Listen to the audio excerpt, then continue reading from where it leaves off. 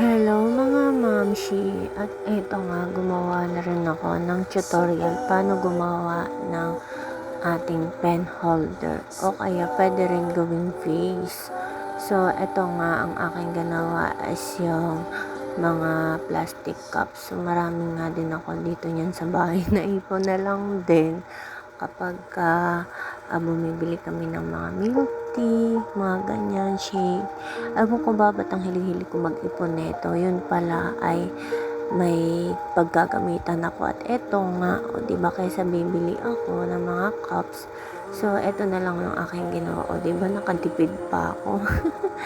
So, ayan nga, ang una kong ginawa is tiniklop ko yung isang fuzzy wire. Pinaghati ko siya sa dalawa. Hindi mo na kailangan siyang hatiin. Titiklopin mo lang. So, ayan nga at sinukat ko na siya sa cups. Ayan yung ginawa ko. So, dinikit-dikit ko lang siya ng stick glue para din hindi siya matatanggal.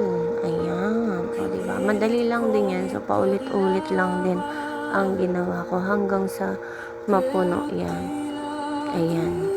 O, diba? Tingnan nyo na lang sa video paano ko siya ginawa. So, ayan nga, hindi natin may iwasan na may mga stick glue na mga madidikit-dikit. So, linisan nyo na, ilinis nyo na lang siya. So, eto nga ang finished product. So, ginawa ko, nilagyan ko na siya ng ang design sa taas. Ayan. Dinikit ko din yung kanyang ginawa ko na pangsabit siya sa loob para hindi siya matanggal. Tapos dinikitan ko pa siya ng fuzzy wire. Nilagyan ko ng konting design. Nasa sa inyo yung kung lalagyan niyo ng design or hindi. Ayan yung ginawa ko. Dinikit ko siya sa loob para hindi rin siya matatanggal. So, ayun nga. Sorry. Hindi ko siya masyado maipakita sa video kasi hindi ko napapansin ba yung video na hindi na pala siya nakikita. Kasi ako nga lang yan nagbibideo dyan. Nakasabit lang yung cellphone ko sa clip. Kaya ganun. Hindi ko siya mapansin. So, ayun yung ginawa kong design. Parang ginawa ko lang siya. Ikot-ikot ko lang siya sa stick. Tapos ayun. Tapos ayun nga. 2 beses ko nilagyan ng ganun design sa taas. Tapos yung sa loob niya. Para maganda siyang tingnan. O, diba? Ang cute kaya nito mga mi.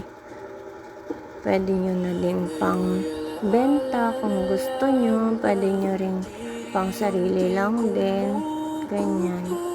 Sa bahay kasi instead na itapon nyo ba, gawin nyo ng paraan para ma-recycle. O diba kasi ganun ang hilig ko dito sa bahay. Kasi itapon, magre-recycle hanggat pwedeng i-recycle.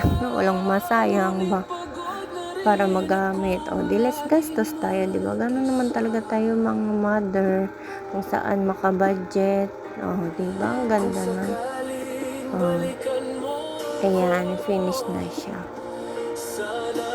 Ayan, pinapantay ko lang kasi ang dami ko din mga scrap dito na mga naputol na fuzzy wire. So, para hindi rin masayang, ayun, pinagdugtong-dugtong ko lang siya. Ayan, hanggat kaya nating gawa ng paraan, gagawa natin yan ng paraan para hindi na tayo gumastos. O, diba? Ganun tayo mga mami pagka nasa loob ng bahay, lalo na ngayon. Ang hirap gumastos at pakamahal ng mga bilhin. O, diba? Yan yung finished product.